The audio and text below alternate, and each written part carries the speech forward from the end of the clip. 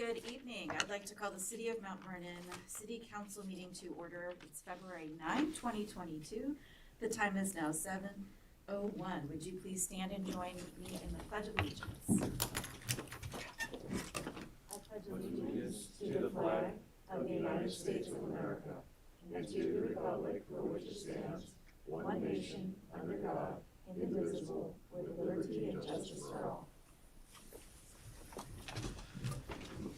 Item C is our roll call of council members. I'll ask the clerk to please call the roll. Councilmember Beaton. Here. Councilmember Brocksmith. Here.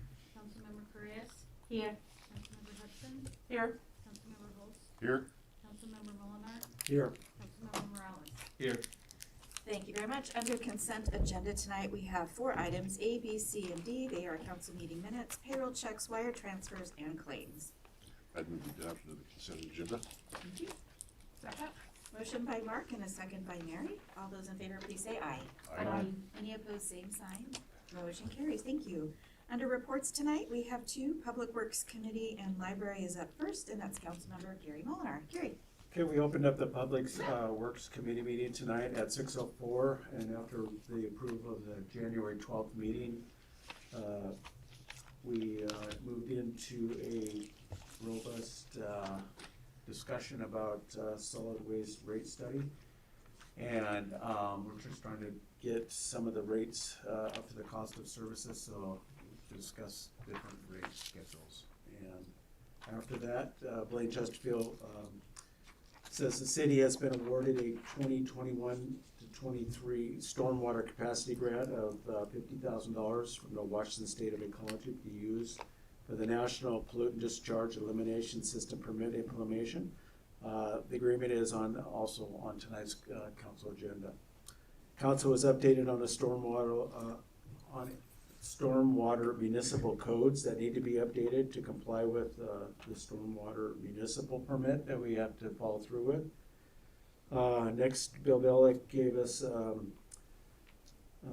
2 proposed professional service agreement amendments forwarded for the council approval. One for the Hope LaVenture Signal Project, and the other one for the 4th and Riverside Drive Railroad Crossing Project. Public Works provided an update for the planned streets to overlay in the 2022 construction season. They included 18th Street from College Way to Burr, division from Cedarwood to Big Lake Road, the 35th Street neighborhood, and Anderson Road from Old Highway 99 to I-5. Then we had Chris Phillips talked about Mount Vernon has an interlocal agreement that incorporates cities and towns into the solid waste management plan. The plan was amended in July 2021 with the contamination reduction and outreach plan. The city needs to approve the amended plan in order to remain in compliance, and this will be brought to the next council meeting for approval. And since there was nothing for the good of the order, we closed the meeting at 6:58. Thank you so much, Gary. Next up is our Public Safety Committee report. Councilmember Mark Holst. Mark. Good evening. Our Public Safety Committee meeting was held last Wednesday. Right in the middle of a Public Safety Committee meeting, a Development Services meeting broke out. I don't know how that happened, but we actually had a presentation by Don Burke from, excuse me, that's not right. Burke, that's right. Don Burke from Burke? Okay, Don Couch from Burke. Oh. Sorry, didn't have my glasses on. We continue our discussion on housing. We've been working with Burke for some time. We've worked with him to provide housing or ideas for housing for 60% average median income, 80% AMI. We're looking at some of the workforce housing now, along with trying to modify some of that earlier work that's been done. Generally, it was a discussion amongst council that lasted about an hour. Shared some ideas. Burke will be coming back with some of the topics that were taken from that conversation and be presenting a plan. And this is just kind of an ongoing project that we have that we'll be taking action on later on in the year. We then heard from Assistant Fire Chief Harris, and he just brought us up to speed on a couple of grants that are available that the city will be applying for. They're for some upgrades to both stations 2 and 3. As everybody knows, we're working on doing some upgrades to those 2 stations. These will just reduce the cost. Receiving these grants will reduce those costs. Chief Kamick then updated us on the integrated outreach services program that we discussed a couple of months ago. Things are moving forward with that department. People inside the department are very receptive of it and helping put that program in place. And Chief Kamick expects that to be out about the third quarter of this year. And then we had some updates on what was going on in Olympia. As we all know, last year, the legislature kind of put the handcuffs on our police department as far as pursuits, as far as use of force. The legislature's in session now, and they're looking at making some changes that clarify some of those rules and actually takes a step back and will allow for police pursuits and some of the use of force that we used to use more as a safety tool for both the fire department, for the police department, and for the citizen or the criminal themselves. Some of the, as you know, the beanbag deterrent. Used to use a shotgun, use the beanbag deterrent to knock somebody down, contain them, no lethal force there. Those have been taken away. This new legislation should be putting those things back into place so we can actually contain a suspect without having to go to some extreme. And we adjourned about 7:25. Okay, thank you, Mark. Next up, because we've kind of run out of time in our Public Works Committee, we put a library update on our committee reports. And so Andrea Alanis from our library is here. She's pinch hitting for our library director, Isaac Huffman, who is out. And so I'll just ask Andrea to come up and give a report. Hi, thank you very much. First time I've come to City Council, so it's kind of exciting. But here's a library update we put together for you guys. So I've been out the last couple of weeks talking to students. I've been visiting LaVenture School, Mount Baker Middle School this week, and then I've also visited Harriet Raleigh and just talking to the kids about how to sign up for the student library card. Next week I'll be going to Washington School, and a couple weeks out I'll be going over to Centennial to kind of do the same thing. So far we have 498 students signed up, and that was before I went out and did any promotion. We have promo videos available in English and Spanish on our website, which have been shared with all the school librarians as well. So it's almost impossible to get to every single class, so teachers can share those with their classes. And then we also made some gigantic posters that are in all the school offices and libraries with the QR code for parents or students to scan so they can get the information about how to sign up.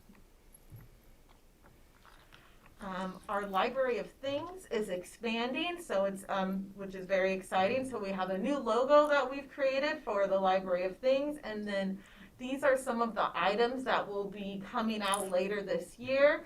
So each month you can expect to see a couple new items that you're able to check out with your library card. And we kind of have 4 categories. So the gardening kind of goes along with the seed share that we have going on at the library.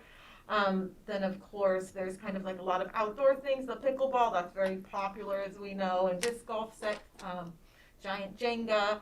And then we have kind of more arts and crafts type stuff, jewelry, crochet, and then some tech stuff. And under that we have like karaoke, and then also green screen, photographic reflectors, LED ring light. And some of these are things that can help people who are maybe with like looking for a job. You could do like, what do you call it? Like professional type photos with the photographic reflectors. The ring lights are used a lot for people who are like bloggers, that kind of thing. So those are all items that will be coming this year for people to check out with their library card.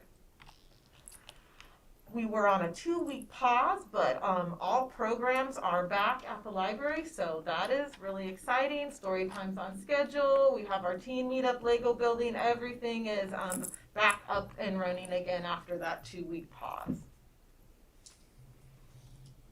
Digital magazines are now available through Libby, so if you're a big magazine fan, there is almost 4,000 different magazines you can check out there. And then you can also do a notify me in the Libby app, so that way as soon as the next edition comes out of the magazine you like, you'll get a notification. And so that's pretty exciting if you're a magazine fan. I know magazines are really expensive, and so it's nice to be able to easily, if you're already using Libby, it's really easy to use. So that's good news for all the magazine fans out there.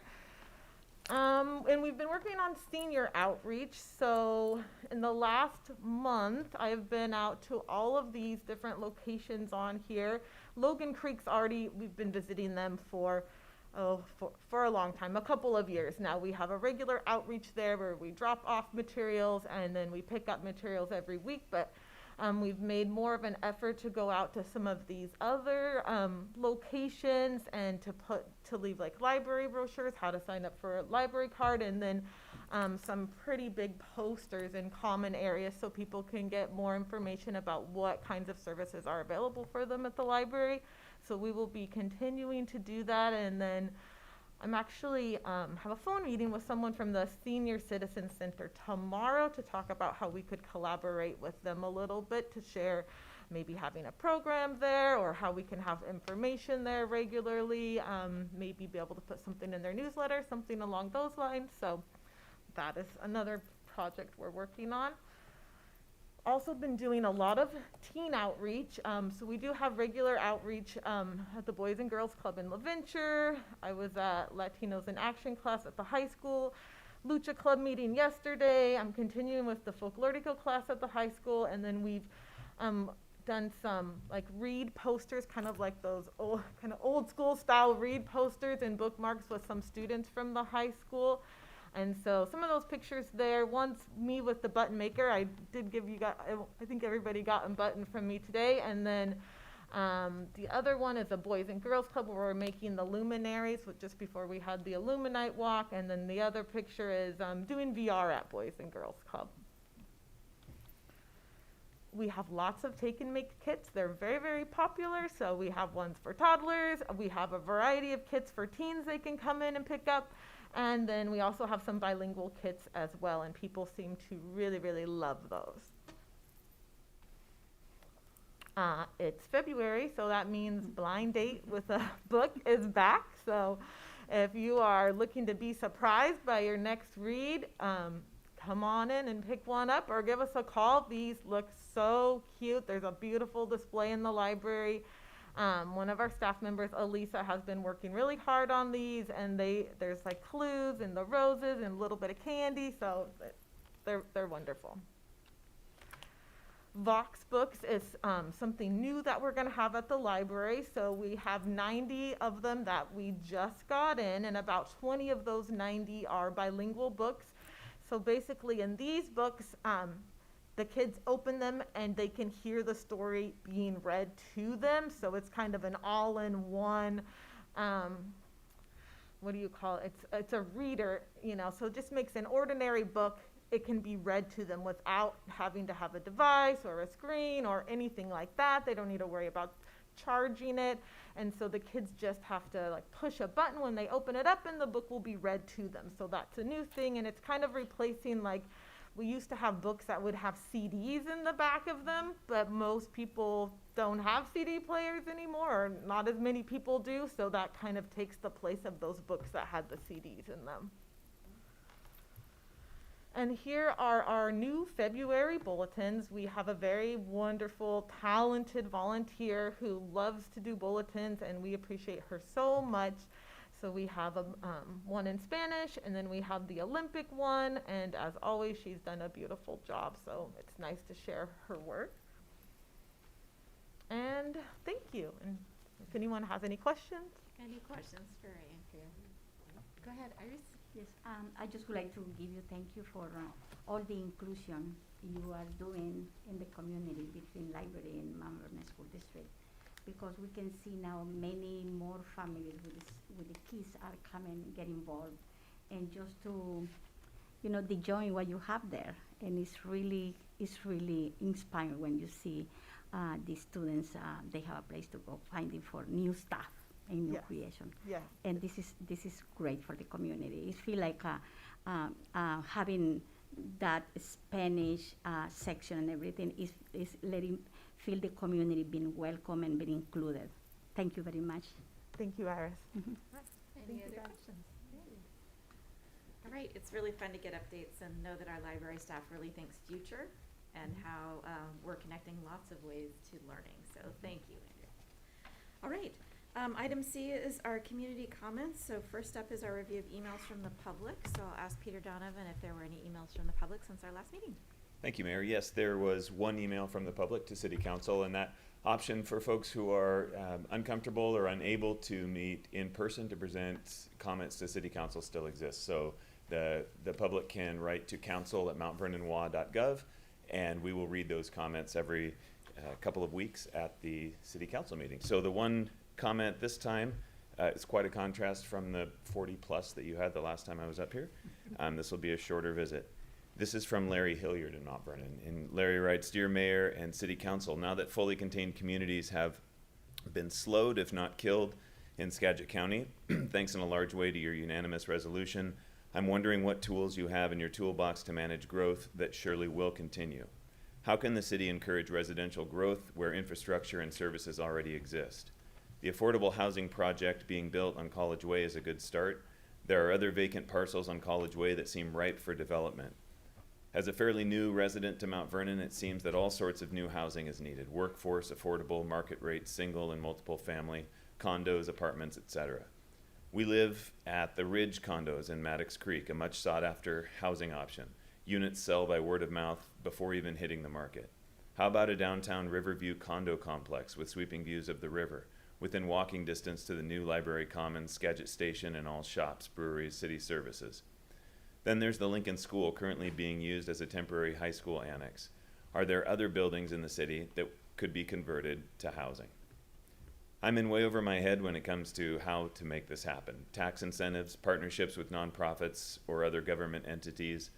I guess my point is that we have apparently won the FCC battle, at least temporarily, but it doesn't solve the growth and housing problem. Thanks for listening. Larry Hilliard." All right. Thank you, Peter.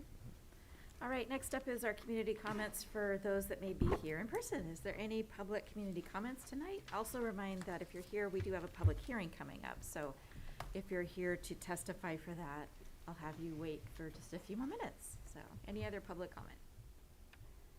Okay, seeing none, we'll move on to item D, which is our council member comments. Any council member comments tonight?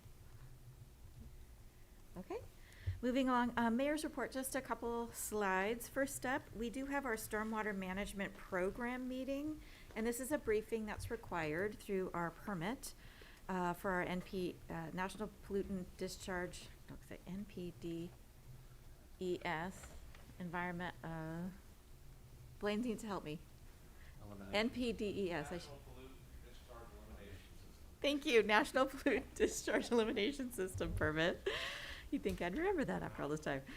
So that briefing is going to be held in a public meeting on Wednesday, March 9, 2022 at 6 p.m. That's in our Public Works Committee time here at our Police Court campus at 1805 Continental Place. If you're interested in hearing our presentation about stormwater management, please come on down at 6 on Wednesday, March 9. All right. And then the next slide is, there we go. As everyone I hope knows about our Mount Vernon Library Commons project, such a major effort. We are in the middle of the legislative session, as Councilmember Hulst mentioned, and so we just want to thank our 40th and 10th district legislators. Every single one of them are supportive of our project. It is a bipartisan, by district support for some funding allocations from the state. And I apologize that those email addresses are blue, but we really are encouraging our public to email your legislators, affirm your support, thank them for their work on this topic. The legislature is a month done already, and they've got a month to go. And so any advocacy right now is a prime time to lend your support and your voice for this particular project. So encourage folks to just take a few minutes to talk to your legislators or email them also is a good way to contact them. All right, item F tonight is committee agenda request. Any committee agenda request tonight? All right, moving right along, we have no unfinished business, so first up is new business. And item A is our public hearing regarding Community Development Block Grant, or CDBG, 2022 to 2023 Action Plan. And Peter Donovan is here to present this item. Peter. Thank you, Mayor, and good evening again, Council.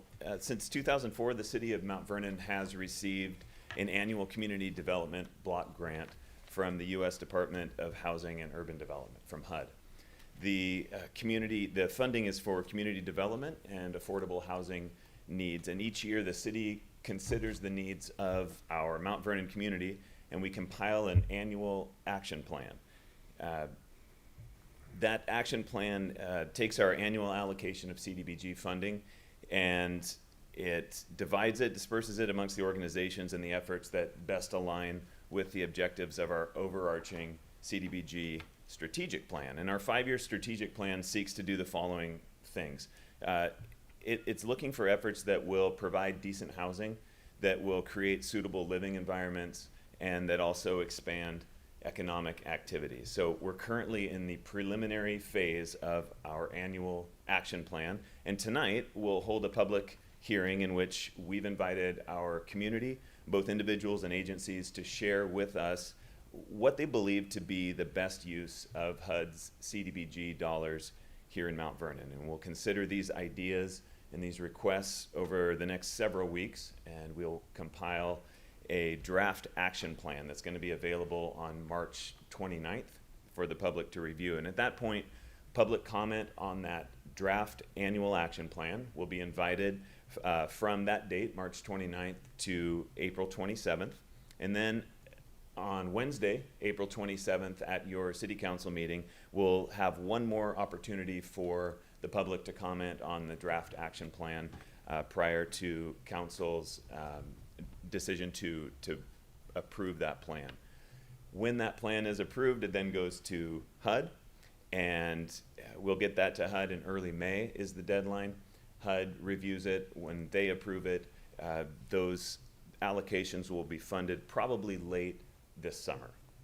So over the past 3 years, the amount of HUD CDBG funding allocated to the city of Mount Vernon has been between $370,000 and $390,000.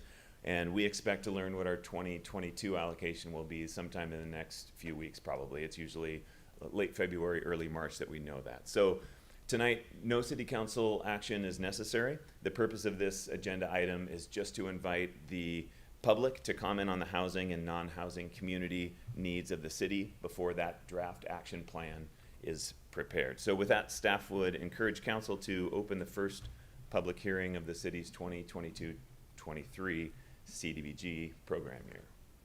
All right, any questions for Peter before we have the public hearing? I have a quick question for Peter. I've noticed that over the last 3 years, we've seen a slight decrease in revenues or funds available. Do we know how HUD allocates those funds? Is there some mystery formula that they have that they keep hidden from everybody, or do we actually know how they do that? Nope, you nailed it. Hidden formula. Hidden formula, okay. We're just told, and we don't know how to anticipate what dollars will be available. We find out close to about when you find out. So, okay. Other questions about the CDBG program? All right, with that then, I'll go ahead and open the open record public hearing for our 2022-2023 CDB action plan. Invite those that would like to speak to come forward. Don't be shy. If you would please state your name and agency, or if you're a member of the public, your city of residence. Hi, I'm Melissa Self. I'm the Deputy Director at Community Action of Skagit County. I live in Mount Vernon. Thank you, Mayor and council members, for inviting me to speak on behalf of Community Action and apply for 2022-23 Community Development Block Grant funding. Funding received would support services we provide through our resource center, our front door to all the agency services, including those looking for resources related to homelessness. These last 2 years have been quite challenging, given the adjustments needed to navigate staff and client safety during the pandemic. We've reopened our doors to the public in July and have seen a steady stream of people that we are both familiar with and many who we have never seen before, reaching out, trying to meet their basic needs. Our opioid outreach team has worked continually during the time of the pandemic out on the streets, delivering items to unhoused daily. Our utility assistance and housing teams are busier than ever as they work with landlords and families to distribute federal funds to families to keep them housed and with heat in their homes. Our Skagit Food Distribution Center moved over 11 million pounds of food to local food banks this last year. A typical year, that would be about 3.5 million pounds of food, so they've been very, very busy. In 2021, 4,081 participants enrolled in a basic needs program, of which 33% were residents of Mount Vernon.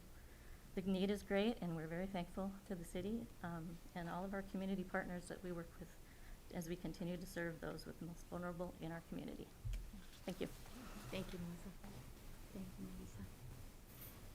All right.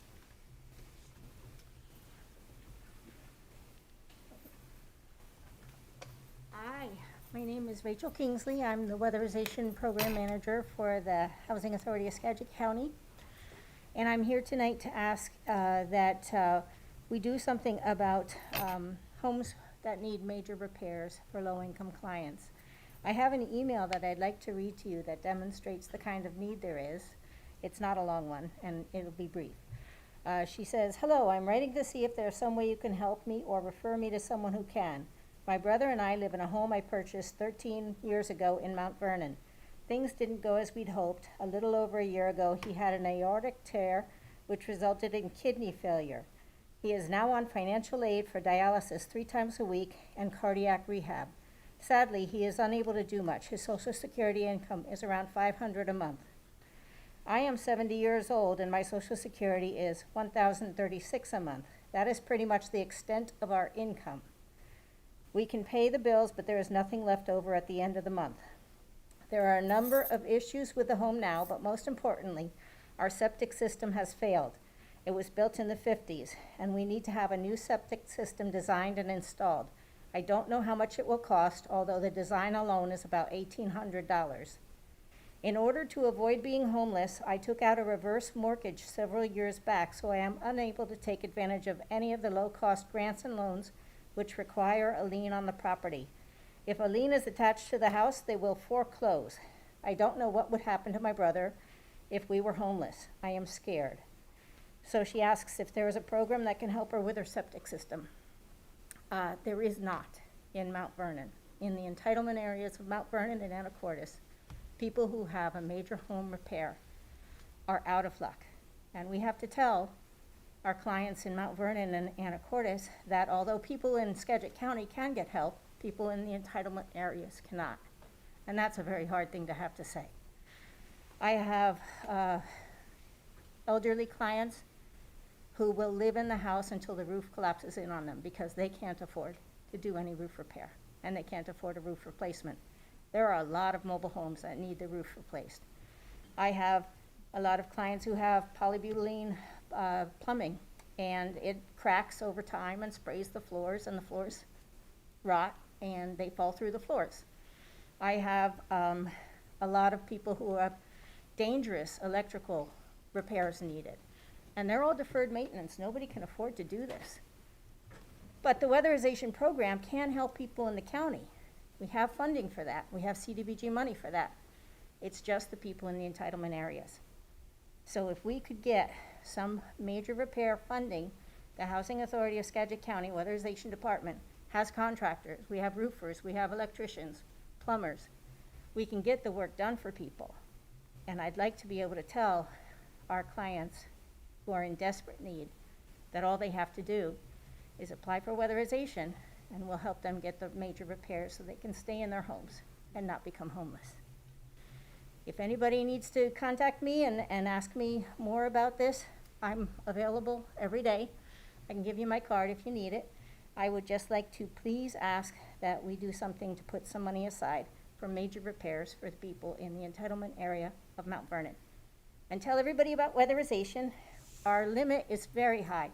People can make, a single person living alone can make like over $29,000 a year and still qualify. It's a great program. It's like winning the lottery, and everybody should sign up. Okay, thank you. Thank you so much. We're glad to see Housing Authority back. I don't think we've had an ask for a while, so thank you so much. All right. Anyone else wishing to testify or speak to the CDBG funding tonight? Okay. We'll go ahead and close the open record public hearing regarding our action plan. All right, next up, item B is the authorization to purchase cybersecurity services. This is Kim Kleppe, our Information Services Director, is here to speak. Kim. This is okay, so I can talk. That's fine. It's easier to hear. Good evening, Mayor and Council. I'm asking for your preference on being able to purchase services from Critical Insight as an MDR, which is a managed detection and response solution for the city. As you know, last year I went through the state audit for us, and our scores were low, but we're actually fared better than most cities and counties in the state in a lot of ways. They graded hard. But one of the major things we found out last year is we don't have the resources and staffing to automatic manage services of this kind, be able to do security detection when someone tries to hit you from the outside, and you do a phishing email and you click on it, and then you get callbacks, and you're sending all your information out to outside servers across the country. Though we can get to it and eventually fix it, we're not as preventative as we could be. And having services like this that has a SOC, which is a Security Operations Center, where we put a collector on in the inside, they can be able to monitor our network activity and systems going on. When they can see something that's overreactive that shouldn't be there, they can shut it down. And it's a 24/7 service. And with that, the cost of doing one of those things is about the cost of a half-time employee. If we were to do it ourselves, we're not getting this entire team of experts doing it.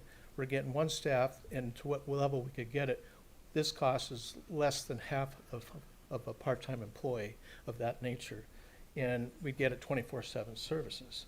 So for us to do it over that, we wouldn't be at near the level we would get with a service like this. In doing this research and finding out the value of this, and I've been doing it for 5-6 months, it was can kind of be draining when you're working with all these vendors, because they never stop calling you when you start. And so it took some time. But I went through 7 vendors and actually a couple others, but they all had different kind of solutions. The top vendors in the country that I could find had the MDR services along with a device that puts inside your network to manage the services. And then they could monitor that. If you've ever watched The Net, this is sort of like that, but not. Because of that movie there, they were trying to get things bad. This is a good thing. So just to let your minds at ease. The oldest people like me know that movie.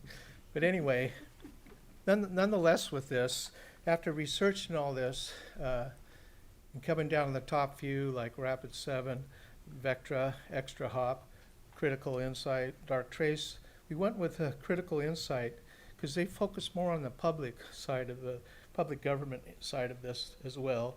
The owner that started this business was the chief security officer for the city of Seattle for quite a few years. So they have quite a reputation behind and a very good staff. And another thing, they're the lowest of the main ones on there.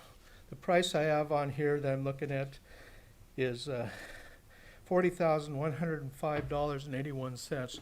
That includes tax annually for this, so it's like a half-time employee, barely. And we do have ARPA funding this year for this, specifically able to buy this year for this.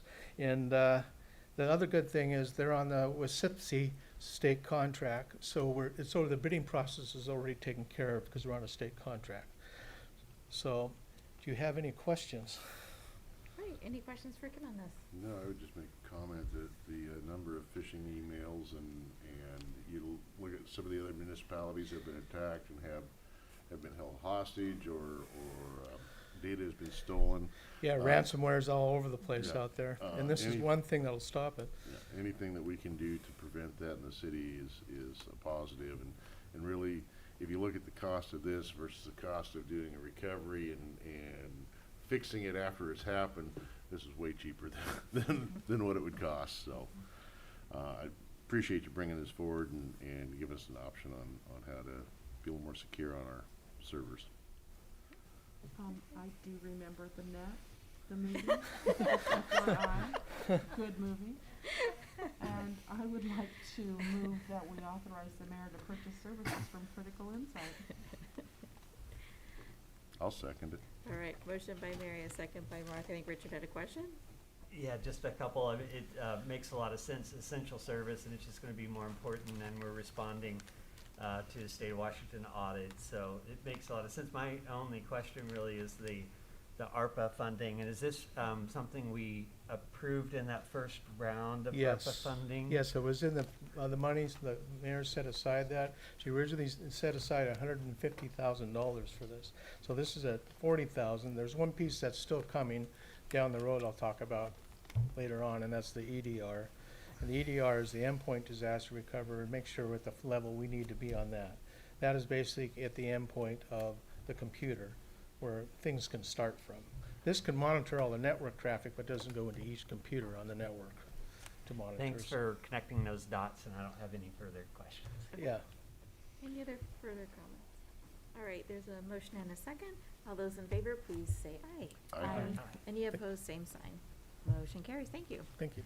Thank you, Kim. And as Bill's making his way up, thank you to council and all our employees who are really astute at catching phishing emails now. I think we have got a really small rate of folks that kind of fall for that as we're getting more and more astute on watching for things. So council's a part of that success, so thank you for that. All right, item C is our approval of an agreement with PH Consulting, and Bill Bullock, our city engineer, is here. Bill. Thank you, Mayor. Good evening, Council. So, we have a staff recommendation for amending a professional services agreement with PH Consulting to provide additional services required to finalize the 4th Street Riverside Drive Railroad Crossing Improvements Project. And this, of course, is our project that has been ongoing for a couple years now. But this project installs 2 concrete at-grade crossing systems on the Riverside Drive and ADA compliant ADA compliant crossings, and improves the roadway alignment. This project began construction in 2019, and the surface improvements were substantially complete in the summer of 2020. A variety of issues impacted construction schedule, but primarily began when BNSF elected to relocate a control bungalow to the west side of the Riverside Drive, contrary to the design plans, and this required a redesign effort to the wayside horn system, which connects to the bungalow, and a new right-of-way easements from BNSF to the city and Puget Sound Energy. Intermixed with the challenges of COVID, this effort was primarily delayed and was the primary delay in project completion. Currently, there are 2 corrective actions to ADA ramps that will be resolved in the next weather window, and a final inspection from the UTC before the final project closeout. Despite these delays, the project is still within the overall budget. The construction contract with JAG Corporation, the construction contractor, was $479,961, and the total amount expended to date is $411,371. Basically a surplus of $68,590. The additional expenses incurred by PH Consulting to continue managing and coordinating the low-level project activity over the last year and a year and a half, and finalize the project closeout, was about $49,000, and that's attached. Shifting the remaining construction budget to the construction management will cover the additional costs incurred by PH Consulting. The recommendation is a motion to authorize the mayor to amend the contract with PH Consulting and to provide additional services required to finalize the North Street and Riverside Drive Railroad Crossing Improvements Project for an additional amount of $49,200 for a new contract amount not to exceed $279,035.32. Any Okay. questions? Questions for Bill on this item? I'll make a motion that council authorize the mayor to amend the contract with PH Consulting. Thank you. Second. Motion by Melissa and a second by Gary. All those in favor, please say aye. Aye. Any opposed, same sign. Motion carries. Thank you. Thank you, Bill. Item D tonight is the approval of an agreement with Washington State Department of Ecology, and Blaine Chesterfield is here to present this item. Blaine. Thank you, Mayor, City Council. The funding year 2021-23 Water Quality Stormwater Capacity Grant Agreement. Staff requests that the council authorize the mayor to sign the funding year 21-23 Water Quality Stormwater Capacity Grant Agreement. Execution of the agreement with the State Department of Ecology is required to use the $50,000 of grant funds, which has been awarded to the city for the implementation of the city's National Pollutant Discharge Elimination System Phase 2 Municipal Stormwater Permit. Boy, that is a mouthful, Mayor. The city has been in compliance with the permit since 2007. The city has been awarded the capacity grant for the unfunded mandate and continuing implementation of the stormwater municipal permit. Approval of the grant agreement with Ecology is a requirement in order to obtain the awarded funds, and the city is required to implement the MPDS permit whether the Ecology provides the funding or not. Once the agreement is fully signed, any eligible costs incurred between July 1st, 2021 and March 31st, 2023 are eligible to be reimbursed to the city. Great. So, Any questions for Blaine on this?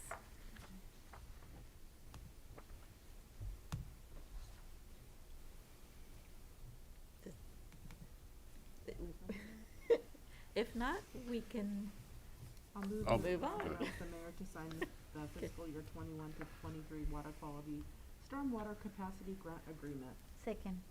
Thank you. Motion by Mary and a second by Iris. Any other questions? All right, all those in favor, please signify by saying aye. Aye. Any opposed, same sign. Motion carries. Thank you so much. All Thank you, right. Mayor, Council. Thank you, Blaine. I know we're all dazzled by the grant opportunity there. Okay. Item E is the approval of an agreement with Transpo Group, and this is Bill Bullock, our city engineer. Bill. Thank you. So this is a recommendation to amending another professional services agreement with Transpo Group to provide additional services required to finalize the right-of-way acquisition for the Hoag-LaVenture intersection improvements project. The main objectives of this project are to signalize the intersection with protected left turn lanes on each leg, eliminate the sidewalk gaps leading to the intersection, upgrade all of the ADA ramps and approaches, and rehabilitate the pavement. The signal improvement will increase capacity from LOS E or F to level service B by allowing long queues to empty in a controlled fashion rather than crossing one at a time. The city was awarded a $1.3 million urban arterial program grant from TIB with a $348,000 city match. Right-of-way portion of this TIB grant is $140,000. The initial right-of-way acquisition efforts have been conducted as part of the design work. Design is now 60% complete. At the beginning of the project, there were 10 properties potentially requiring right-of-way. As design proceeded, Transpo has been able to pare that number down to 6 parcels that need either strip purchases or an easement, substantially reducing this acquisition effort. This contract amendment covers $47,629 in consulting fees for the remaining right-of-way process, and the estimated acquisition cost is estimated at $71,000, well under the grant budget. Therefore, this amendment will not require any project budget increase. We recommend that council authorize the mayor to amend the contract with the Transpo Group for the remaining right-of-way acquisition services on the Hoag-LaVenture Road intersection improvements project for an additional amount of $47,629 for a new contract amount not to exceed $254,267. All right, questions for Bill on this? So I'd move that council approve amendment number 1 to agreement 4081 with Transpo Group. Second. Thank you. Motion by Mark and a second by Melissa. Any other questions? Right. All those in favor, please say aye. Thank you. Any opposed, same sign. Motion carries. Thank you so much. Thanks, Bill. That concludes our regularly scheduled agenda items. I'll ask our city attorney if there's a need for an executive session this evening. Yes, Mayor. I invite the mayor and city council to meet in executive session for a period of 15 minutes to discuss with legal counsel matters relating to enforcement actions, litigation, or potential litigation to which the city of the governing body or any member acting in an official capacity is or is likely to become a party when public knowledge regarding the discussion is likely to result in either adverse legal or adverse financial consequence to the city pursuant to RCW 42-3110 subsection 1I. We would convene back into regular session at 8, and we have no action to take thereafter. All right, thank you. With that, then, we'll be adjourned at 7:46.